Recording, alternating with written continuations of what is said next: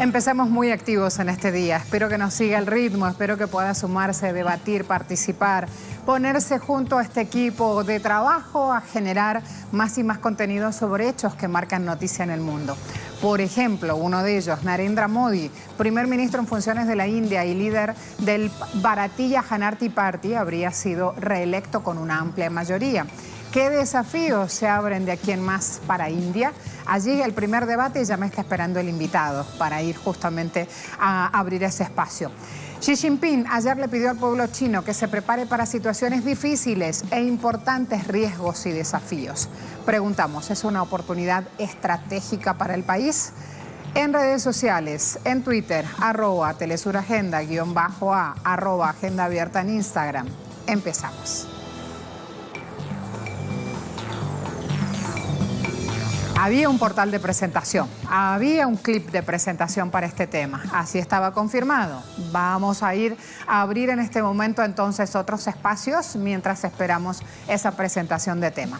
El mundo, la revolución azafrán de Narendra Modi arrasa en las elecciones de India. El actual primer ministro renueva el cargo otros 5 años y supera ampliamente el número de diputados que se necesitan para gobernar. Sumados a los escaños de la Alianza Democrática Nacional, vertebrada y dirigida por el guardián de la India, que es como se autodenomina Modi, llegaría hasta los 345 representantes. Voy con el siguiente portal. Allí lo tienen, Sputnik. Putin felicita al primer ministro de India por victoria electoral de su partido. Vladimir Putin envió un telegrama de felicitación a Narendra Modi tras la victoria que su organización, el Partido Popular Indio, BJP, en el poder desde el 2014, obtuvo en estas recientes elecciones generales. Vamos a ir abarcando también otros puntos.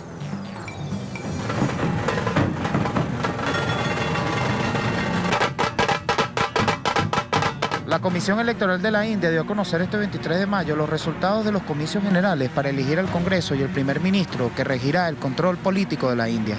Así como lo indicaban las encuestas a pie de urna, resultó ganadora la coalición de partidos Alianza Democrática Nacional, liderada por Narendra Modi, con 342 escaños. En segundo lugar, el partido de la Alianza Progresista Unida, liderado por Sonia Gandhi, con 82 escaños. Y en tercer lugar, el partido Maharashtrawadi Gomantak, con 20 escaños, reeligiendo por primera vez a Narendra para un mandato de 5 años. No obstante, en los sectores musulmanes, quienes son considerados ciudadanos de segunda clase, temen por el avance de la revolución del azafrán, como denominan al movimiento político impulsado por la coalición ganadora, quien ha fundamentado su campaña política mediante promesas islamofóbicas, como la instalación de un Estado confesionalista hindú que tiene como objetivo eliminar el Estado laico y plural de la Constitución. La India, pese a ser una economía emergente que prevé para este 2019 un crecimiento del Producto Interno Bruto del 7,5%, es catalogado como uno de los países más desiguales del mundo. Durante estos próximos 5 años, el partido de Narendra Modi tendrá que enfrentar el crecimiento de una mano de obra barata para empresas transnacionales, donde la remuneración es una de las más bajas, sumándole los altos índices de violencia, desvalorización de la moneda nacional y la migración masiva de miles de campesinos de las zonas rurales por conflictos violentos. Hoy en Agenda Abierta examinaremos el perfil de los partidos principales que resultaron ganadores en este sufragio electoral y analizaremos los retos económicos y sociales de la India durante estos próximos 5 años. Repaso de los partidos ganadores de esta contienda electoral, detalle de los programas políticos y de esas promesas que impulsaron. Elecciones generales que se hicieron en 7 fases para elegir al 17º Lok Sabha, Parlamento, y determinar el próximo gobierno. Decimos hasta ahora, está ganando Narendra Modi, tiene una amplia diferencia, una victoria aplastante, hablan aquí por parte de la coalición de partidos de la Alianza Nacional Democrática, 342 escaños de los 272 que necesitaba para ganar mayoría absoluta, ya está dado por hecho. A ver, vamos a ver entonces cómo van alineados ahí las distintas fuerzas políticas para entender estos 339 votos conquistados en ese Parlamento. Y también voy a sumar a esta hora el análisis con el profesor Surendra Singh Neji, que es académico justamente y está al tanto de toda la movida que ha desencadenado ya que hoy, a esta hora, en medios de comunicación de todo el mundo, estipulen en sus titulares que Narendra Modi gana la reelección. Bienvenido, profesor, ¿cómo le va? Buen día, Marcela. Pues estamos aquí con un choque realmente porque esto es algo que realmente mucha gente no esperaba. O sea, también habrá gente que está muy contenta con los resultados que han salido ahora. Todavía estamos esperando las cifras, o sea, que la Comisión de las Elecciones que dé las cifras finales, pero es un resultado impactante, muy sorprendente para muchos. Cuénteme, profesor, ¿por qué la sorpresa? ¿Por qué este resultado no era el esperado? ¿Está aludiendo a haber conseguido mayoría en el Parlamento con esta cantidad de votos o por el componente social que venía mostrando India en este último tiempo, con protestas en la calle pidiéndole un cambio de rumbo en alguno de sus puntos económicos a Narendra Modi? Mire, hace un par de meses hasta que sucedió el atentado en el estado de Cachemira, después del que India también lanzó unos ataques contra los terroristas en el territorio pakistaní. Hasta aquel momento las campañas electorales iban en otra dirección, porque India en el último año hemos tenido un porcentaje altísimo de desempleo. Los campesinos también, por otro lado, se han manifestado su ira, su desatisfacción con el gobierno del primer ministro Modi, y muchos jóvenes universitarios también no satisfechos con las decisiones que este gobierno de Modi tomó en los últimos 5 años. Entonces había muchas otras cosas que eran mucho más importantes antes de que sucedieran estos eventos en Cachemira y después en Pakistán. Eso es algo que cambió absolutamente el rumbo electoral de la India.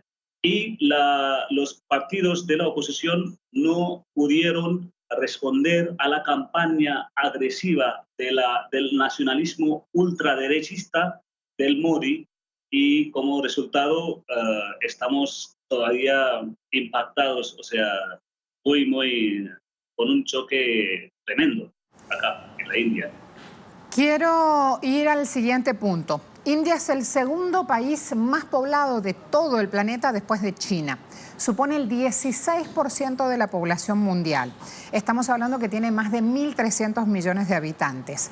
La I de la sigla BRICS pertenece justamente a India. Y con esto les estoy dando un panorama así rapidito, fácil de entender, de la importancia que tiene en la geopolítica mundial esta nación. Las estimaciones indican ahora que Modi podría, con su agenda de trabajo ya presentada en campaña electoral, podría aplicar además el factor tiempo, ejecutar de manera rápida un programa social para justamente bajar el tono de las protestas. Pero además necesita, en un panorama de ralentización económica, también tomar medidas. Esto ya es un hecho. Preguntamos, ¿para qué lado será el giro de Modi? Pues en los últimos años hemos visto cómo el objetivo con el que se creó el BRICS, eso ya ha cambiado mucho, sobre todo después de la llegada del gobierno ultraderechista en Brasil. Entonces, ahora BRICS ya no es lo que fue cuando nació. Y Modi obviamente tiene sus ambiciones, y como el líder internacional, él también tiene sus ambiciones para proyectarse como un líder internacional. Pero vamos a ver ahora en su segundo periodo como primer ministro cómo va a negociar con los líderes de Rusia, China y Brasil, y también Sudáfrica en este órgano internacional. Pero va a ser un camino difícil, porque por un lado tenemos India y Brasil, ultraderecha ahora gobernando, y por otro lado Rusia y China, también dos potencias muy importantes, en la geopolítica. Ahora, un medio de comunicación internacional muy a la derecha, como lo es El País de España, hace una hora nada más publica un artículo, una columna de opinión, donde titula ¿Por qué importa India? Están citando en este artículo que el resultado de las elecciones afecta de hecho la vida cotidiana de millones de votantes de la mayor democracia del mundo. Creo que ese primer punto, que un medio de comunicación hegemónico de derecha como lo es El País esté hablando ya, dándole el título a la categoría India de la mayor democracia del mundo, ya creo que ahí le da una importancia política fundamental. Pero además, cuando uno empieza a desglosar lo que dice este artículo, le adjudican la decisión de Modi de ir hacia Asia como el siglo de Asia. Creo que hablar del siglo de Asia con lo que está pasando con China y Estados Unidos y además ahora sumarle la potencia de India, Egipto con sus decisiones, creo que hay un nuevo tablero de seguridad en la región y también eso lo tenemos que apuntar en este análisis. ¿Qué dice usted, profesor? Muchos cambios últimamente en la región y sobre todo con esta nueva ruta de la seda, donde India oficialmente todavía no ha entrado y en mi opinión personal es una pérdida para nosotros porque el mundo puede ver que los países asiáticos y ahora también muchos países importantes de Europa, incluso la propia Inglaterra, están ahí todos los países y recientemente estuvieron todos estos líderes en China en esa reunión donde India no participó porque no quiere entrar en esas negociaciones. Entonces, vamos a ver ahora a dónde vamos en la política exterior, porque en los últimos 5 años nosotros hemos visto muchas cosas muy nuevas en la política exterior de la India. Por ejemplo, ahora ya no estamos importando petróleo de Irán porque el gobierno de Donald Trump nos amenazó que si quieren continuar pues con Irán, continúen, pero ahí les ponemos sanciones. Entonces el gobierno terminó. Pero ahora que el partido BJP de Modi tiene una mayoría absoluta en el Parlamento de Cámara Baja y ahora en la Cámara Alta también tendrán una mayoría en unos días, vamos a ver qué hacen con su propia soberanía dentro del país. ¿Qué hacen cuando mandatarios como Donald Trump, cuando nos amenazan con estas cosas? También vamos a ver por favor. qué posiciones tomamos como país en órganos importantes como la ONU y en otras plataformas también, cuando estamos frente a frente a estos poderes importantes, ¿no? Porque decir en campañas electorales dentro del país es una cosa, pero ir y estar sentado frente a frente a estas potencias en el mundo y ahí negociar sobre cuestiones importantes como es el asunto del petróleo, como es el asunto de la soberanía nacional, como es el asunto de tomar posiciones sobre países como Irán, Palestina, Venezuela, muchos otros países.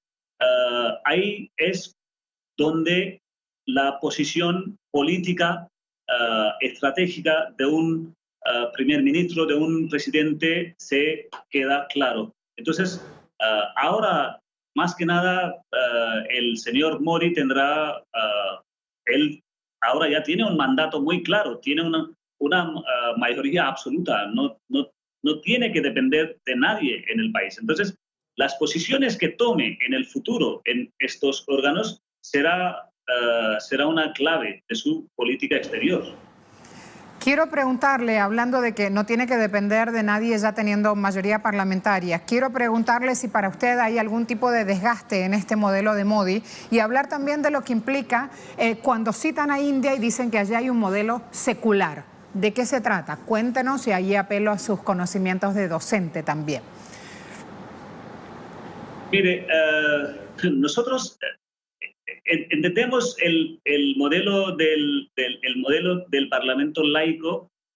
Es algo que nosotros derivamos de Europa, ¿no? De Francia, de Inglaterra, de otros países europeos. Pero aquí en la India el problema es que nosotros, el secularismo, nosotros lo asociamos cuando yo voy como hindú, como voy al templo y después voy a la mezquita y después voy a la iglesia. Eso no es ser laico. Desafortunadamente, el partido del Rahul Gandhi, el otro partido político importante nacional, el error gravísimo que cometieron en estas elecciones fue precisamente que en vez de oponerse a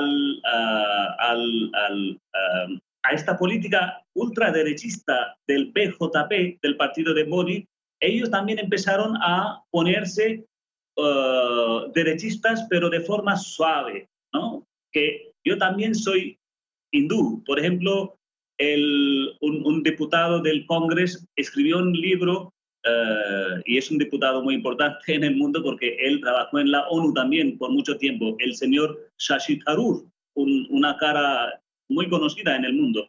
Él escribió este libro que se llama ¿Por qué soy hindú? O sea, donde ellos están tratando de defenderse como hindúes, diciendo a la gente de que ellos no están en contra de los hindúes. O sea, no pudieron salir con una campaña realmente laica. Su campaña, al final, la asociaron con la misma política con la que ha estado trabajando el partido de Modi. Justamente por eso nosotros acá planteamos entre interrogantes, entre signos de interrogantes, como una pregunta que aún no tiene respuesta, si se trata este nuevo periodo de Modi en el gobierno de India de continuidad o de tradición. Va a ser una continuidad con más brutalidad, Eso es lo que estamos esperando ahora, porque hasta ayer el gobierno de Modi tenía una coalición en el Parlamento. Ahora no necesita a otros partidos que eran sus aliados. Obviamente continuarán en el poder con ellos, con el partido de BJP, pero Modi como primer ministro y su gabinete realmente no dependen de otros partidos políticos.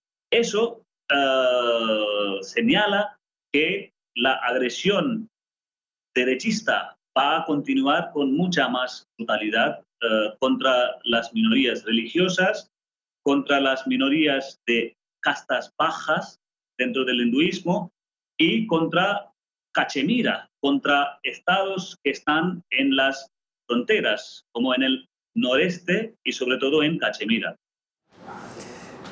Has tocado el punto, con esto quiero terminar. Es más que interesante el tema. Desde Latinoamérica solo se plantea un titular y no se empieza justamente a profundizar en esta diversidad inmensa que es India, justamente, 1.300 millones de habitantes, es lógico que sea así, no solo desde la concepción política, desde lo social, desde lo demográfico, desde lo religioso, hay tantos aspectos para ver que quiero preguntarte sobre todo, profe, pero es imposible. Entonces, quiero ir justamente a Cachemira, concentrando las distintas posiciones del mundo que apuntan a ese territorio y la postura que tiene India con Cachemira, justamente para ver entre tantos aspectos, el aspecto de seguridad mundial, para dónde podría manejarse una vez que se da este resultado de las elecciones.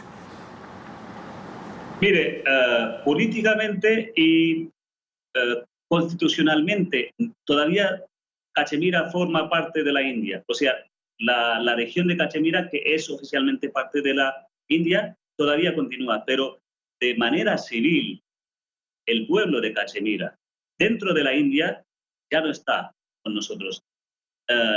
Vaya a ver el número de la gente que ha votado en estas elecciones. Es minúsculo. Muy poca gente va a votar en las elecciones. El número de los jóvenes que han entrado en el terrorismo, porque ellos no lo ven como terrorismo. Los jóvenes que están, perdón, los niños que están perdiendo su niñez este fenómeno es un fenómeno que Cachemira está viviendo después de casi 3 décadas. Es un fenómeno muy fuerte para esa población. Entonces, Cachemira está alejándose de la India y eso es muy grave. Ojalá la gente en el partido del BJP pudiera entenderlo, pero desafortunadamente en los últimos 5 años no lo han visto y encima de eso su agresión militar, o sea, su acercamiento político hacia Cachemira y hacia el pueblo de Cachemira se ha vuelto más agresivo. Con eso no pueden resolver el problema de Cachemira. Y con la agresión militar con Pakistán tampoco vamos a resolver nada. El primer ministro de Pakistán, después del atentado que hubo en Cachemira, en la India, y lo que hicimos nosotros contra los campamentos de los terroristas en Pakistán, menos mal que ellos no reaccionaron de la misma forma, sino habría sido un error gravísimo. O sea, si Pakistán también hubiera reaccionado de la misma forma, no habría sido un fin, porque siendo los 2 países potencias nucleares, nosotros empezamos, pero después ya no hay forma de parar, ¿no? Es así. Entonces, Cachemira es un tema todavía muy delicado. Gracias, profesor. Hasta la próxima. Gracias a usted. Narendra Modi, primer ministro en funciones de la India, logró la reelección. Además tiene un parlamento a su favor porque la reelección fue con amplia mayoría de votos. ¿Qué desafíos se abren para el país? Preguntamos nosotros en nuestro espacio en redes sociales. 60% ha dicho que espera crecimiento, 19% que espera ralentización, 21% que aumentan las protestas. Miren cuántos componentes están mixeados allí. Y quiero ya a manera de cierre, antes de ir a la pausa, llevarles un comentario muy pequeño sobre la opinión que ha dado un economista internacional que tiene gran reputación y que cada vez que habla los medios de comunicación van sobre él replicando o abriendo debate sobre lo que dice. Me refiero a Michael Hudson.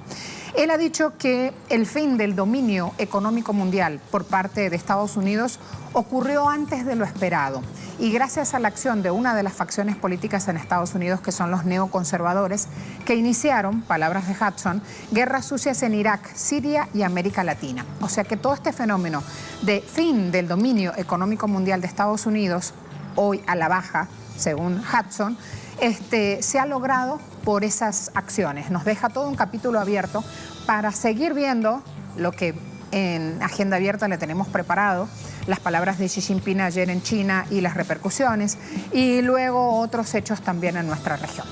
A la vuelta de la pausa hablamos de esto. Vayan sumándose, vamos a ir interactuando, así conseguimos un análisis mucho más fuerte.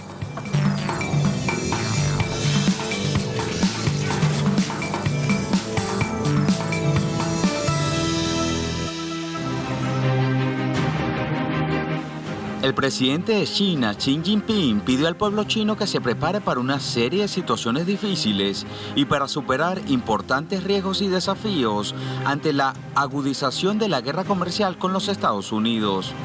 La implosión de nuevos aranceles de 25% sobre los productos chinos representa un déficit de cerca de $2.000 millones en las importaciones. Además, la inclusión de la empresa Huawei en una lista negra puede retrasar la implementación de la tecnología 5G. Por su parte, Beijing impuso aranceles a importaciones estadounidenses por un valor de $60.000 millones. Desde el inicio de la guerra comercial en 2018, la Casa Blanca ya ha impuesto $250.000 millones en aranceles a importaciones chinas, mientras el país asiático devolvió la medida con impuestos de $110.000 millones a productos estadounidenses. Para enero de este año, autoridades chinas y estadounidenses intentaban hacer unas rondas de negocios para buscar una tregua a la guerra arancelaria. Luego de los nuevos ataques, Xi Jinping y Donald Trump evalúan reunirse en junio. Este encuentro de los mandatarios podría darse en la cumbre G20 en Japón. Muchos expertos apuntan que el conflicto es autodestructivo para ambas potencias. ¿Cuál es el trasfondo de las disputas económicas entre Estados Unidos y China? ¿Quiénes realmente son los afectados por la guerra comercial? ¿Hacia dónde pueden llegar los ataques? El análisis a continuación en Agenda Abierta.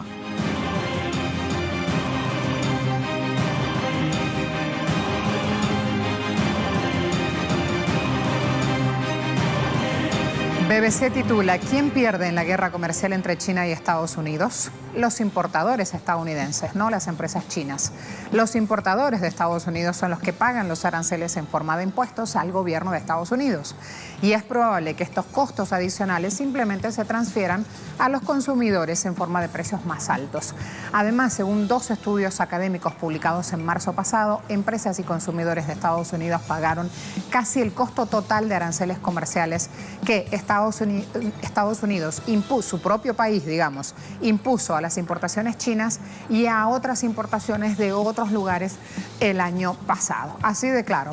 Pone un gobierno más arancel, bueno, se lo carga el consumidor. Cuando vaya a comprar un par de zapatos, lo va a terminar pagando él en el impuesto. RT dice: Adidas, Nike y otros a Trump le dicen: la tarifa será catastrófica para los consumidores, las compañías y la economía de Estados Unidos.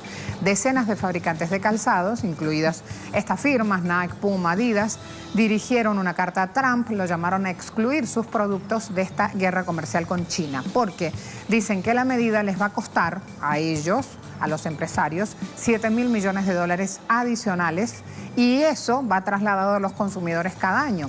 Por esto, China, hay que decir, representa el 72% de todo el calzado importado por Estados Unidos en el año 2017, 72%. Repito, ese 72% de calzado que le mandan los chinos a Estados Unidos, lo que hacen en Estados Unidos es reetiquetarlo y venderlo. El Independiente, Estados Unidos versus China, mucho más que una guerra comercial, plantea esta publicación. Dicen: con una economía casi tan grande como la estadounidense, en términos ajustados al poder adquisitivo, una población china 4 veces superior y un ritmo de crecimiento que triplica el de Estados Unidos, China ya es una amenaza inminente a este dominio que venía siendo indiscutido y que tenía Estados Unidos. Viene representando en el campo de las relaciones internacionales un gran cambio. Allí justamente esta amenaza que Trump la ve, que sabe, la tiene presente y que Estados Unidos, sea como sea, trata de combatirlo. ¿Qué está detrás de esta cuestión o de las exigencias en materia de transferencia forzada de tecnología o de la defensa de la propiedad intelectual que levanta Trump?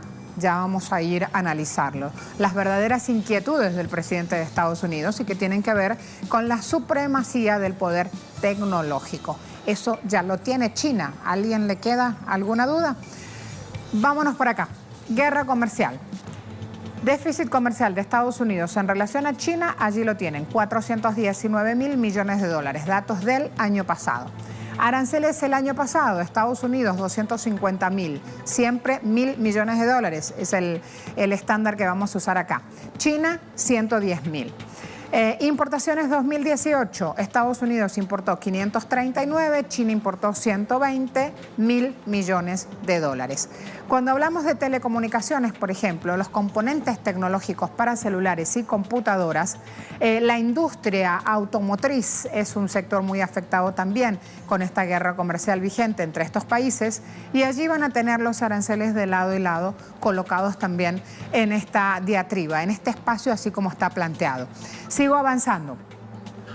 Voy a esta hora a sumar también más información. De una vez vamos a abrir el espacio entonces de análisis y vamos a ver qué deja esta ruptura entre Google y Huawei.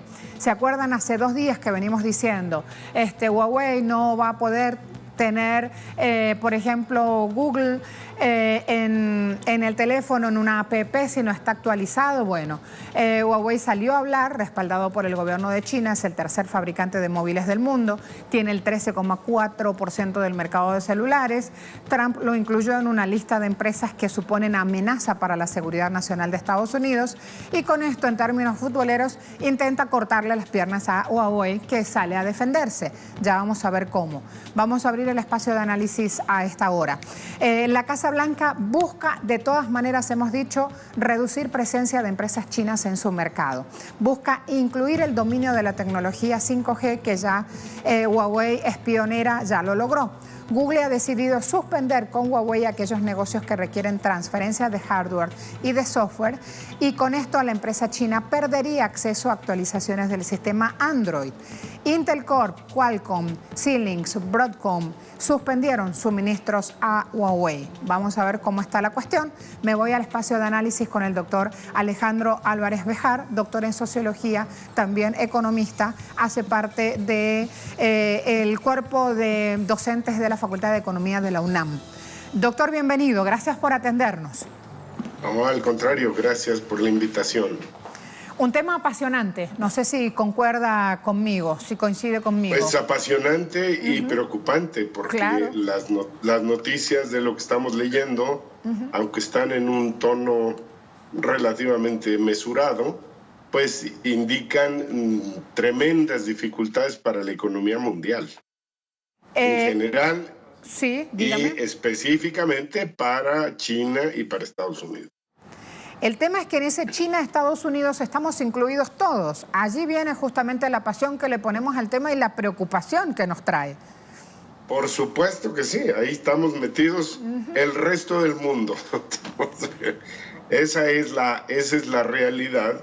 Y yo creo que en las condiciones en las que estamos, cuando no hemos tenido una recuperación sólida, significativa, con recuperación de empleos después de la crisis de 2008-2009, pues es una pésima noticia que se siga insistiendo en el campo de la guerra comercial, la fijación de aranceles y ahora más detalladamente un golpeteo, digamos, de carácter tecnológico, tratando de bloquear los avances de China en, pues especialmente la parte de los teléfonos móviles. Yo creo que no es solo que Estados Unidos esté defendiendo su mercado, sino que esta es, digamos, una carambola de varias bandas, porque lo que está también buscando es frenar el ritmo de conquista del mercado europeo por parte de los chinos. Entonces, es una jugada extremadamente compleja y yo me gustaría insistir en que debemos hacer a un lado la noción de que Trump está loco y patea la mesa y hace... No me parece que sea la forma correcta de referirse. Es un comunicador loco, pero lo que está haciendo está, como diría un músico, tocando por nota y con una enorme precisión. Estados Unidos quiere frenar el avance tecnológico chino porque China tiene hoy en día una ventaja muy significativa sobre Estados Unidos en varios de los campos de la tecnología digital y sobre todo también en la parte de la inteligencia artificial. Entonces, estos avances tecnológicos más el poderío chino están más que preocupando a Estados Unidos. Hay cambios en la relación que son notables. Yo estaba revisando algunos indicadores. La inversión extranjera de China en Estados Unidos prácticamente se ha venido a cero.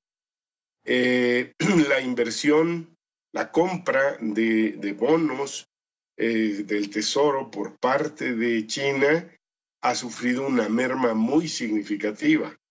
Esto quiere decir que China está siendo menos dependiente de Estados Unidos y bueno, las cifras que ustedes acaban de recuperar para este programa en el sentido del tamaño del déficit de comercial de Estados Unidos que anda del orden de los 415, 420 mil millones de dólares, pues nos dicen que hay una preocupación y digamos desde el punto de vista de Donald Trump, pero pues la realidad es que la economía norteamericana está hoy adicta al consumo de productos chinos. Y eso nos indica que lo que también ya adelantaron ustedes en algunos de los comentarios o de los editoriales que mencionan, pues eso significa que vamos a vivir repercusiones muy fuertes entre las dos economías y que el costo de eso lo van a pagar los consumidores. Por eso, en el caso de Estados Unidos, en el caso de China, me sorprende mucho la comunicación del presidente chino Xi Jinping, que lo que hace es advertir a la población que se esperan tiempos difíciles por la estrategia comercial de Estados Unidos. Yo creo que esto es muy, muy delicado porque pues está percibiendo que Estados Unidos no quiere llegar a un acuerdo, sino lo que quiere es desarreglar la economía china y eventualmente pues generarle protestas internas y descomponer la solidez política del gobierno chino. Mi conclusión para este primer acercamiento es que Estados Unidos está inmerso en una crisis política muy importante en la que estamos viendo la tendencia a solicitar el impeachment de Trump bajo diversos argumentos, pero también los intentos de Trump de perpetuarse, de afianzarse, etc. Esto ha hecho a algunos expertos pensar que Estados Unidos, cuando venga la reunión del G20 en Japón o cuando venga la entrevista de los dos presidentes de China y Estados Unidos en junio, que ahí se podía resolver mágicamente todo. Yo creo que sí, esa es una posibilidad, pero lo que estamos viendo que se desliza en el trato comercial y en las discrepancias, eso es un asunto que no se regresa el agua a su cauce tan fácilmente. Entonces va a marcar la agenda por un rato largo y yo creo que para los latinoamericanos esta es una noticia pésima porque estamos al lado de un imperio decadente, turbulento, militarista, agresivo y el socio comercial que podía llegar a jugar un papel está siendo bloqueado por todos lados. Entonces, este asunto es realmente preocupante.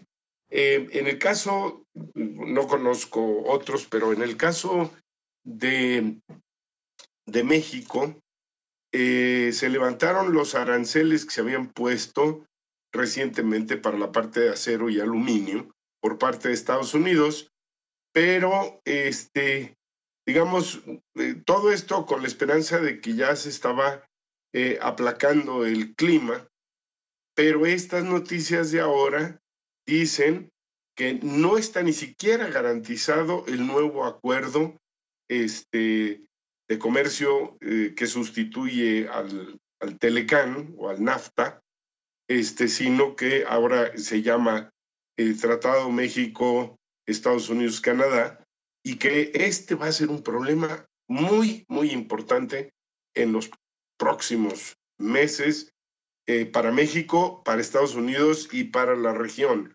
porque indica un poco el curso de cómo seguirían las cosas. Doctor, más que completo, lo dejé completito, introducción, nudo, desenlace, para no perderme cada uno de los detalles que iba planteando. Nos acompañó en este espacio de análisis el doctor Alejandro Álvarez Béjar. En cualquier momento lo llamamos nuevamente, ¿puede ser? Oh, perfecto, gracias. Mil gracias a ustedes. Gracias a usted, profesor de la Facultad de Economía de la UNAM, doctor en Sociología, economista.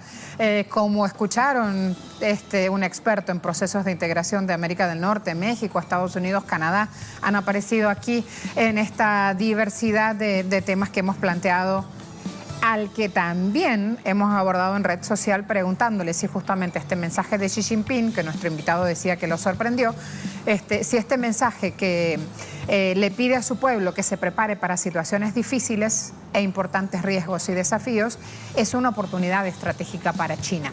57% de quienes respondieron a nuestra pregunta dice sí, 33% dice no y 40% habla de un nuevo episodio de una nueva guerra fría. Pausa rápida. A esta hora vamos a sumar economía también. Ya me iba a la pausa. Aprovechemos de sumar economía también. Vamos a presentar el tema y abordamos.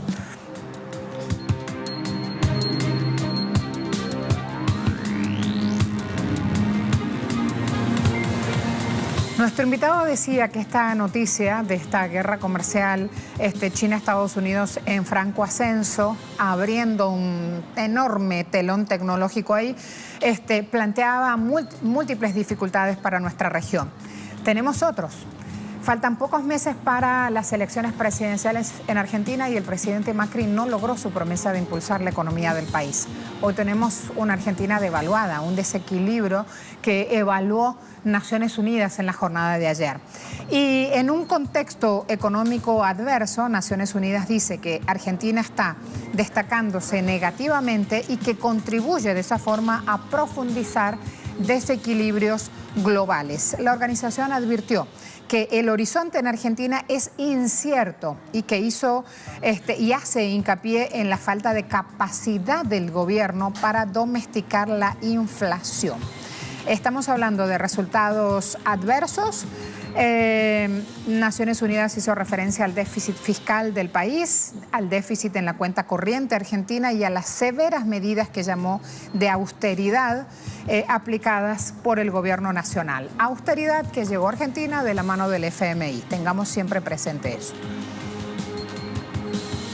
Nuestro invitado es mexicano, hablaba de lo que pasa en su país. Pemex ayer anunciaba inversiones en uno de sus principales campos de crudo, se llama Ihachi, ¿sí? En los últimos años en México ha dado siempre noticias porque aquí hay reservas por 1.300 millones de barriles de crudo. Tienen una inversión prevista desde Pemex de 58.000 millones de pesos. Hay un plan en marcha y se suman también trabajos de exploración en dos campos, en Sonda de Campeche y en el litoral de Tabasco. Además hay 20 planes que también están en marcha. Ayer en Francia, activistas hicieron una protesta simbólica para rechazar el uso de insecticidas que fabrica la empresa Monsanto, una transnacional que la adquirió ahora Bayer. Así, en el terreno de los hechos estuvieron denunciando lo que consideran nocivo para nuestra vida, el glifosato. Bayer se enfrenta a 13.400 demandas y esto ha provocado la caída del precio de las acciones. Sin embargo, ellos aseguran, nos quieren vender una y otra vez que el glifosato no es dañino para nuestras vidas, para nuestro planeta. Regresamos a Latinoamérica. Ayer también se daba este evento. El presidente de Bolivia anunciaba en Chuquisaca el 88% de la tierra ya está titulada. Imagínense, semejante buena noticia. Evo Morales decía, hoy entregamos más de 7.000 títulos ejecutoriales y participamos en la firma del contrato de un proyecto de riego para los valles de Tarabuco. Más de 450 familias van a tener agua y su producción está garantizada. Avanzo ahora sí con otros temas. Esta vez Naciones Unidas pronunciándose, sobre un punto que nos tiene muy preocupados a los habitantes del mundo. Este martes, el Consejo de Seguridad de Naciones Unidas debate los riesgos a civiles que viven en países con conflictos armados. La sesión especial busca hacer foco sobre los crímenes de guerra y otros efectos de la guerra contra los civiles, como es el caso de los pueblos yemení, que tuvo más de 65.000 víctimas desde el inicio, desde el 2015. O entonces en Siria, que ya tiene la guerra casi superada, pero en los últimos 8 años fueron cerca de 500.000 de muertos. La cita reúne a las principales potencias que promueven guerra no solo en el Medio Oriente, sino en el mundo. ¿Cuáles podrán ser los resultados de la sesión de Consejo de Seguridad de la ONU? ¿Hipocresía o disposición real o solventar conflictos? El análisis a continuación.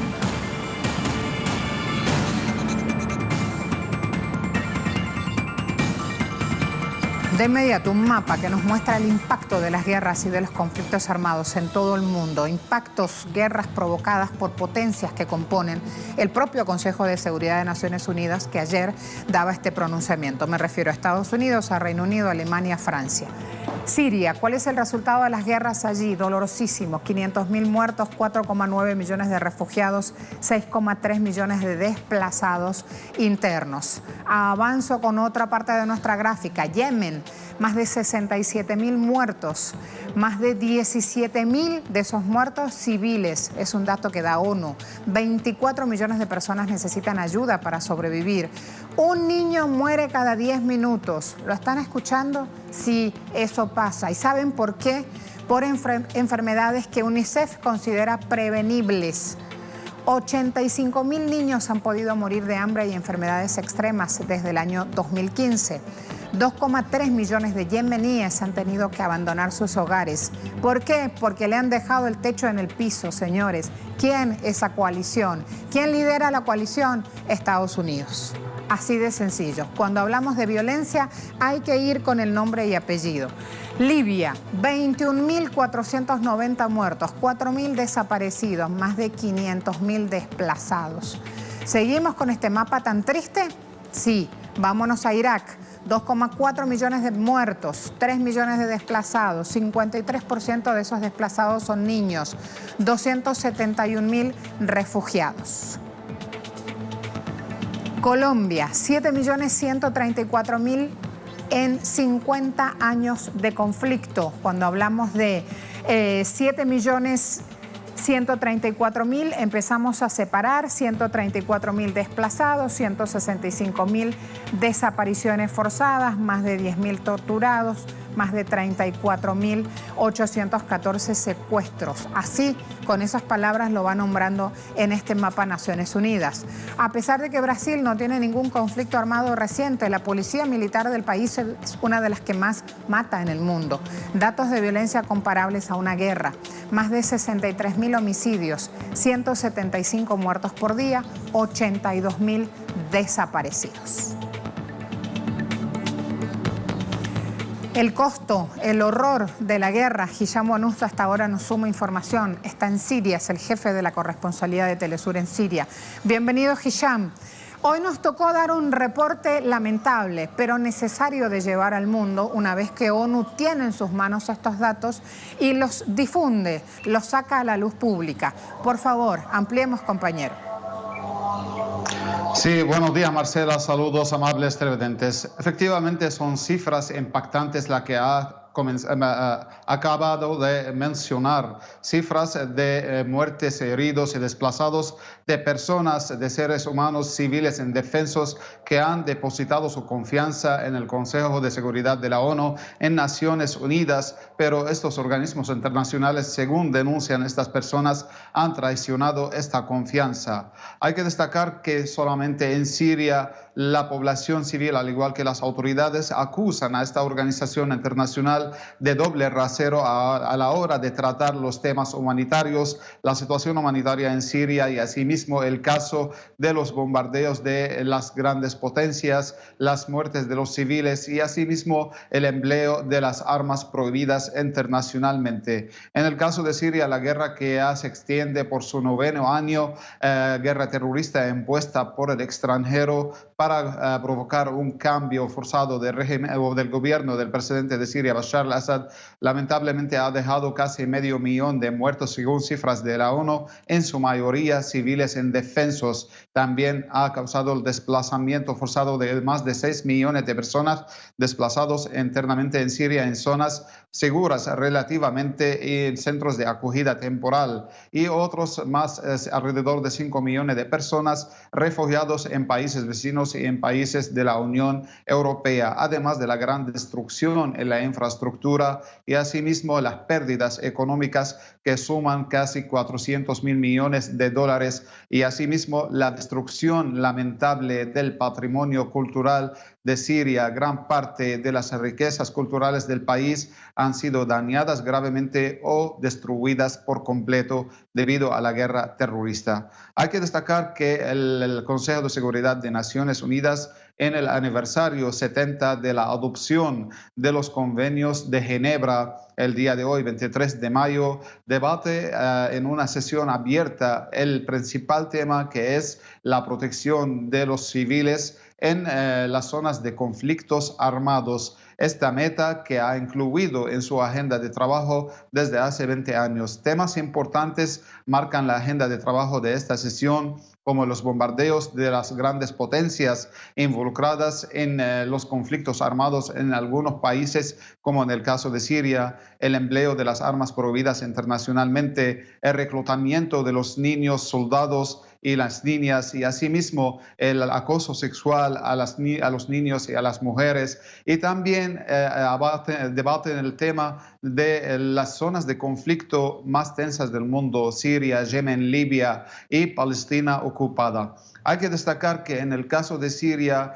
el tema de los bombardeos de la coalición internacional liderada por Washington, supuestamente para la lucha contra el terrorismo, ha provocado, según cifras de Naciones Unidas, 1.600 muertos en la ciudad de Al-Raqqa, en la parte norte de Siria, pero hasta el momento las cifras son mayores que así, pero Naciones Unidas no condena esta actuación. También se han enviado fósforo blanco, además de bombas de racimo, y no han sido condenadas. Al igual que en el caso de Yemen, la coalición liderada por Arabia Saudita ha causado la muerte de miles de civiles bajo la excusa de defender la democracia en este país, empleando armas occidentales. Además de esto, hay que destacar el reclutamiento de niños en zonas de guerra, como en Siria, así como en Yemen, Libia, a manos de los terroristas patrocinados por países occidentales encabezados por Estados Unidos, según denuncias de los gobiernos de estos países y también de la población civil. Un tema sumamente importante, que es la situación en Palestina ocupada y el empleo por parte de la ocupación israelí de la fuerza letal contra la población civil, y causando la muerte únicamente en 2018 a 2019 de más de 190 personas, en su mayoría niños y mujeres, en manifestaciones pacíficas, las manifestaciones de retorno.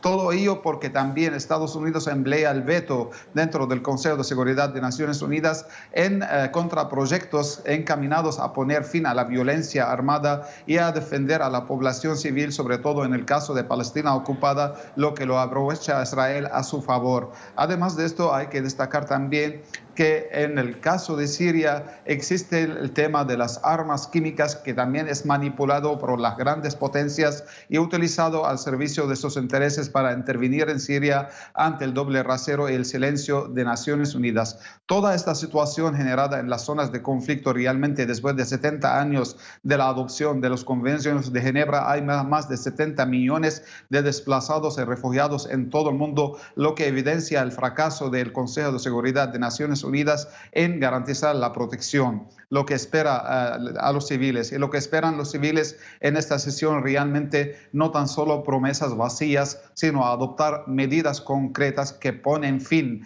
a las guerras, a los crímenes de guerras y también a la impunidad, y asimismo al empleo de la fuerza letal contra la población civil. Adelante, por favor. Gracias, Hisham. Ya habíamos presentado, de hecho, esos números. Inclusive demográficamente estaba la separación de Naciones Unidas de cuántos integrantes fallecidos pertenecían a la sociedad civil, cuántos niños. Ya lamentablemente en pantalla habíamos mostrado esos números porque eran fuente de Naciones Unidas. Así que muchas gracias. Tengo 2 minutos nada más para irnos a Colombia con José Manuel Jiménez y seguir sumando también información. Sé que es todo un desafío el tiempo, José Manuel, pero no me queda otra opción. Quiero darte la bienvenida, agradecerte este tiempo y tu predisposición para atendernos. Hoy Naciones Unidas aboga y debate un tema que es importante para Colombia. Usando la síntesis, sé que lo vas a lograr. Vamos a ver también qué importancia representa que Naciones Unidas esté levantando alarma sobre los desplazados en todo el mundo, incluida Colombia.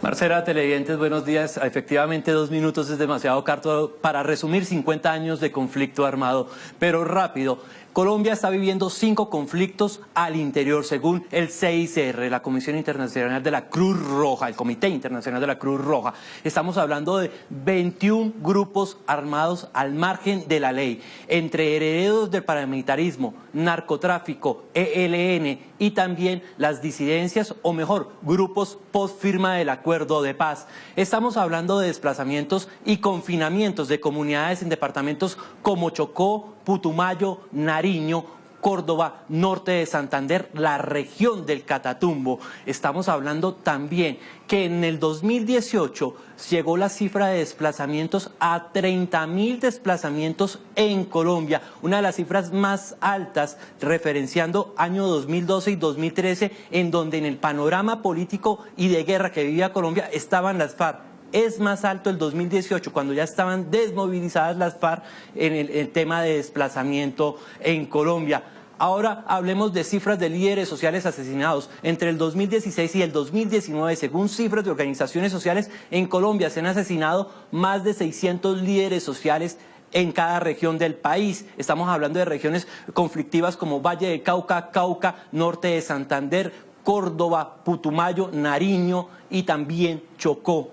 2019, en lo que va corrido del año, 75 líderes asesinados. En lo corrido del gobierno de Iván Duque, agosto 7 de 2018 a la fecha, estamos hablando de más de 160 líderes asesinados en Colombia. Una verdadera crisis humanitaria está viviendo el país. Mientras tanto, el gobierno nacional, con su canciller a la cabeza y su embajador en Naciones Unidas, dice que aquí no está pasando nada, que se está implementando el acuerdo de paz y que va poco a poco sacando este tema. Pero al interior estamos hablando que, por ejemplo, excombatientes de las FARC han sido asesinados, más de 30 excombatientes y familiares de estos en lo corrido del último año. Es una situación grave y es una situación difícil, teniendo en cuenta que Colombia atraviesa un proceso electoral en octubre, en donde se eligen cargos regionales y en donde muchos líderes han apostado a llegar a esas instancias de decisión y de poder. Aquí nada está pasando, según el gobierno nacional, pero las bandas criminales, los herederos del paramilitarismo siguen desplazando, siguen desapareciendo, siguen amenazando y siguen asesinando líderes campesinos y siguen aterrorizando a las comunidades en diferentes regiones del país. Marcela. Muchas gracias. Fíjense, ¿qué pasa cuando la vida no va justamente como nosotros queremos?